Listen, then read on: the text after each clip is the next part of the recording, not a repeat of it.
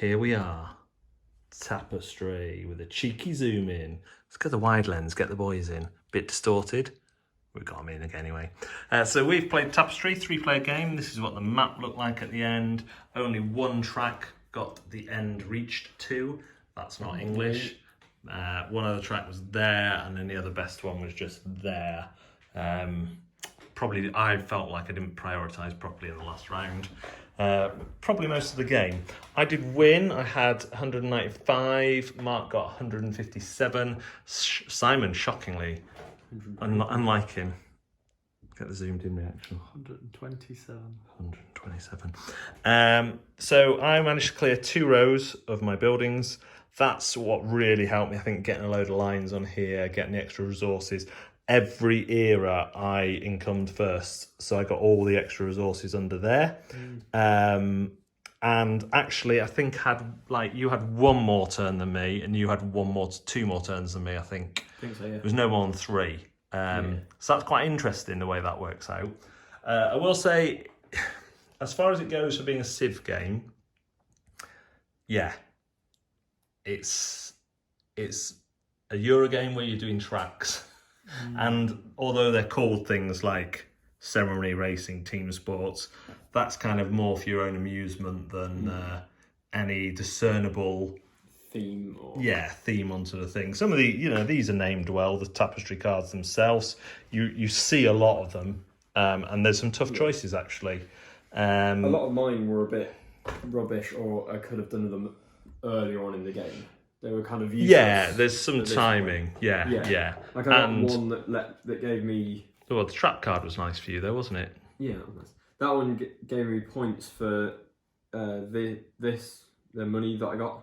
Okay. But I was like, well, I haven't prioritised that because I didn't have that early on. Yeah. So that's useless. I had a couple of cards that certainly, even this one, which I played at the start, that got me 8 points.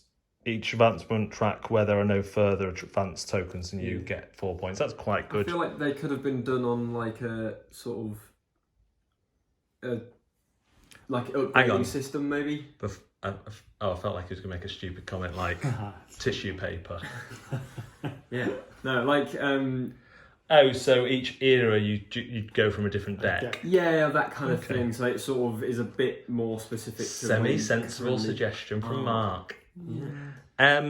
4-page rules. I would say that after a while we referred more to the little appendix more than the rules. The rules do leave you with some questions. I would say it's a case of don't ask questions that aren't there kind of thing. I learned from Wingspan. I really enjoyed Wingspan, but I knew it wasn't going to be what it was hyped to be. We were saying during the game that Jamey from Stonemaier Games does these videos about his favourite mechanisms from a game, and usually it's only one minor thing.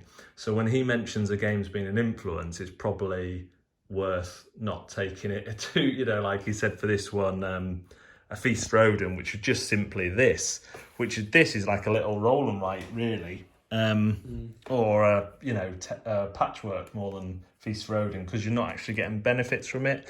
And my one kind of design complaint, not my one, but one of my main ones is I don't like these red dots. I wish it'd be like, why is it red dots for where you can't go? It just seems a really ugly choice. Why do you need them? Like, just say that is a lake. Yeah, I was thinking, just have lakes that you can't build on or something else. Why does it need to be specifically just red dots? Any square that's got them in. Or red dots are where you go on, so they get covered up. It's just like, if you fully covered this, you'd still see all the red dots on that. It doesn't kind of... It wouldn't fit with the rest of the You were saying, Simon, weren't you? You've got these little plasticky ones which are moulded. Then you've got these hand-moulded ones which are painted. Then you've got the plastic tokens, which I think I would have preferred wood there if I'm being really fussy. And then the tiles, hex tiles. So you could look at it and say it looks like a bit of a hodgepodge kind of thing. However, I've really enjoyed the way it worked, the smoothness, the fact that I was worried halfway through when I'd done my 2 incomes that I'd be sat here waiting for you two to finish. And I say sat waiting, your goes are like that, mostly. Mostly. But yeah, in terms of a kind of if you're looking about just a Euro game where you're trying to get up tracks and there is some map exploration, Mark managed to get into space. That was the one he did, and they were quite good point scorers, or they would have been if he'd been better on other tracks. But that's the cost you pay, I think. Certainly, I think your city is really important, your capital city, because that's what gets you all the income bonuses. So I was able to take income big enough that my turns before needing another income was longer, perhaps, than you two guys until the last couple of eras for you. Any more wisdom, Mark, while you're sorting your hair out? Not particularly. The tech cards weren't as... Not particularly, then he starts talking. Yeah, no, I just thought something. The tech cards weren't as amazing as I thought they were going to be. They're good. I liked it. Yeah, but I thought they were... That's one of the difficult choices, I thought, of when to upgrade what, and they've all got this... No, but I just, like, halfway through, I noticed you had way more than I did. So I got a couple, and then was like... Yeah. I didn't have to get them. And if I'd have built yellow ones, I'd have been getting 10 points plus each time for those, because I had most of those quite early on. No, that's it, really. That's it. Okay, he didn't like the tech cards, but then we said they were good, and he It's was not like, like "Oh that. yeah, they are good." Yes, I liked it. I need to play it again. Definitely need to play it again. We didn't really grok where the points were coming from, and I didn't focus enough, and I kind of spread myself too thin, which is what I do in every game. The first time I play, I just want to try everything and discover and play around, which is what I've done, but very much to my detriment in this game. And I know at the start when we were talking about the bits and pieces and how it looked, I said it looked rubbish, but now it's all out. It looks all right. Yeah, it actually does. Look. I like our little cities. Yeah, the little cities look ace. And this looks good. That looks good. And it's far enough away that it doesn't really jive. And everything's clear. All the cubes and things are in the right place, and I think it's mostly these don't match the rest of it, which is an odd But again, they kind of don't really have to. And they're actually, not interfering with everything else. if it was wood, these would have to be wood as well, because then there's another material, isn't there? Like they're the same as the cubes, and it's I've sort of warmed to it as we've played it, and as stuff's gone out, it sort of makes logical sense in a way, and everything's really clear. There was no real. What does that mean? It was consulting of these guys. Yes. But it was never like confusion of symbols or anything like that. No, the iconography is. I mean, you've played one Stonemaier game. Yeah. you know that's going to be resources. Yeah. So, and again, there's only 4 resources to deal with. It's not like you're juggling an awful lot. There's only 4 tracks to be looking at. Yeah. You're not juggling an awful lot of big decisions, but there is a decision tree there that you kind of are wrestling with in between those short turns. I feel like clear iconography is just a standard for new board games in it. Like there's... Well, I can't remember the last... It should be. But I can't remember a game that I played recently that I've thought this iconography is rubbish. Nick will think of one. I can't think of one offhand, but it's because Batman. I kind of forget about them. And, Batman. Yeah, Batman. There was just too much of it. Yeah. And it was wasn't still laid easy to out. match up, though, wasn't it? You had to find it. It wasn't laid out in a good order. Yeah, I guess. I'd printed stuff out for that.